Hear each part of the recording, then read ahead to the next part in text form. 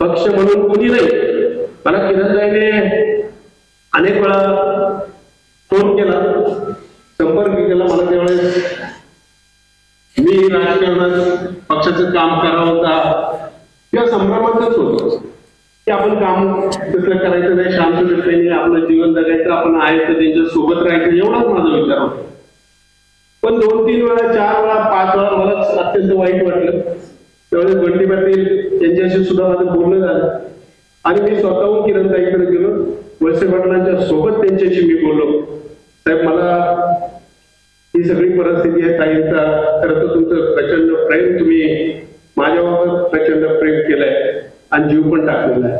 मला तुमच्या निश्चितपणे तुमची म्हणजे अडचणीची म्हणण्यापेक्षा ज्या आजारपणाचा काळ आहे त्याच्यामध्ये मला निश्चित वाईट वाटतंय की मला काही ना काही मी तुमच्यासाठी केलं पाहिजे हे मला स्वतःच मत. चर्चा झाली, मी साहेबांना विचारलं माहिती काय जबाबदारी आहे. साहेब म्हणले आपल्या पूर्व भागामध्ये लक्ष. आणि इथून गेलो, त्यांनी सकाळी सांगितलं असेल, मी संध्याकाळी रात्री बंटी पाटलांना सांगितलं, सगळ्या पूर्व भागातल्या प्रमुख कार्यकर्त्यांना फोन करायला लावले आणि निर्मूळ सरला साहेबांच्या घरीच मीटिंग घेतली. त्या मीटिंग मध्ये मी त्यांना प्रस्ताव मांडला, आपल्याला अशी अशी परिस्थिती आहे, तुम्हाला जरी काही वाटत असेल तर मला जी परिस्थिती दिसते ती अशी आहे की आपल्याला याच्यामध्ये काम करावं लागेल, तरच आपण पुढे जाऊ शकतो. ही मी ती पार्श्वभूमी ती मुद्दा म्हणून सांगितली. पण त्याच्यातल्या प्रत्येकाची विचार करण्याची प्रणाली वेगळी होती. मी त्यांना सांगितलं होतं बूथ वाईज आपण 10-20 कार्यकर्ते एकत्र करू आणि तिथं आपण जाऊन त्यांचे प्रत्यक्ष बैठक घेऊन त्याच्यातून काम करून त्याच्यातला कमी जास्त म्हणा असेल तर तो निश्चितपणे पुढे येईल. पण ते साध्य झालं नाही, ते थोडस मोडकळीस आलं. त्यांनी दुसरा निर्णय केला. ते म्हणाले फक्त मिटिंगा घ्यायच्या, कार्यक्रम सांगायचा. म्हणाला ठीक आहे, आम्ही दुसऱ्या दिवशी सुरुवात केली, 2 दिवस केलं. पण नंतरच्या काळामध्ये त्यांनी बंटी पाटील इथं व्यासपीठावर मुद्दा म्हणून मी सांगितलंय, त्याचे गट प्रमुख 2 होते, मला वाटतं मनोज चोरडे आणि अनिल वाळुंज होते. त्यांना मी सांगितलं नुसतं बुद्ध या असं करून काही साध्य होणार नाही. तुम्हाला जर सगळ्यांना खऱ्या अर्थानं काम करायचं असेल तर वस्तीवर जाऊन आपल्याला मिटिंग घ्यावी लागेल.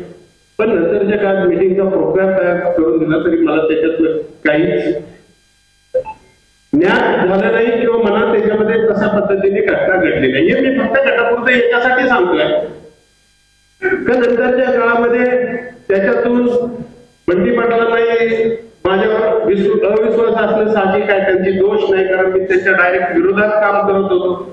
आणि अचानकपणे यांना एकदम या महत्वाच्या प्रक्रियेत घेतलं तर उद्या कदाचित अन्य काही होऊ शकतं, असू शकतं, त्याच्यामध्ये काही चूक नाही. पण मी त्यावेळेस असंच सांगितलं होतं, पाटील ज्या दिवशी तुम्ही असाल त्या दिवशी मी स्वतः, तुम्ही असाल त्या दिवशी मी प्रचारात येईल, अन्यथा प्रचारात येणार नाही. मी एकटा कोणत्याही माणसाकडे जाणार नाही आणि कोणालाही काही बोलणार नाही. कारण मी जरी काही बोललो तरी तुमच्या मनामध्ये उद्या वेगळा संशय निर्माण होईल आणि कार्यकर्ता त्याच्यामध्ये बदनाम होतो. म्हणून मी ते पाळण्याचा प्रयत्न केला. पण मला इतकं वाईट वाटतंय का आम्ही हक्काच्या गटातून तुम्हाला लीड देऊ शकलो नाही, याचं मात्र मला दुःख होतंय. आणि ते दुःख मी आज किती बोललो तर ते दुरुस्त होऊ शकत नाही. पण माझं सगळ्या कार्यकर्त्यांना या निमित्ताने आव्हान आहे, राजकारणामध्ये प्रत्येक जण असा, कोण असा कोण नसा, कोण कुठं असतो, कोण कोणाच्या माध्यमातून असतो, याला फार किंमत नाही. तुमचा आयुष्यभरातला प्रामाणिकपणा काय आहे त्याच्यावर खऱ्या अर्थानं राजकारण चालत असतं, त्याच्यावर गोष्ट आपण निश्चित केली पाहिजे. आज बोलण्यासारखं खूप आहे साहेब. एकने जिंकला की हजाराने जिंकला, निवडणूक आपण जिंकलेलो आहे. मी आजपर्यंत आमदार झाला, तुमचं या तालुक्याच्या वतीने खूप अभिनंदन करतो. जेव्हा जेव्हा तुमच्या जीवनामध्ये मला कधी कधी वाटायचे, मी साहेबांना पण स्पष्टपणाने सांगेन, एकतर मी तुम्हाला कधी सोडलंच नाही, तुम्हीच मला सोडलंय, हे छाती टॉप करे सांगणारा आणून गेले. आज पण कोणाला घाबरत नाही आणि कधी घाबरणार पण नाही. जे ज्या घटना घडल्या त्याच्या, पण मला आज तुमच्या बरोबर राहायचंय, कारण या राज्याचं एक मोठं नेतृत्व उद्याच्या काळामध्ये आपल्या हातून त्याच्यामध्ये काही कलंक लागू नये, कुठे अडचणी येऊ नये, काही बदनाम होऊ नये, ही गोष्ट माझ्या मनामध्ये कायमस्वरूपी राहिली.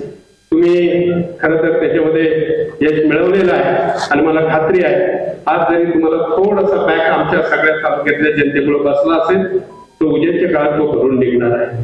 ताई तुम्ही दोघं सोबत राहा. कारण सांगतो तुमच्या दोघांच्या सोबतीने तुम्ही राजकारणात कधी मला जास्त दिसलाही नाही, तुम्ही कधी हस्तक्षेपही केला नाही, पण तुमचा सुद्धा सहभाग या तालुक्याच्या दृष्टीने खूप महत्वाचा आहे.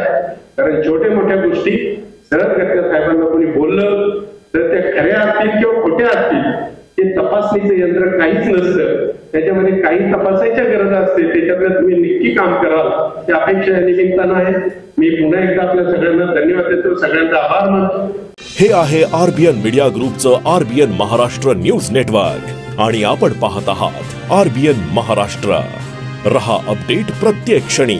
ताज्या अपडेट्स तात्काळ मिळवण्यासाठी आत्ताच सबस्क्राईब करा.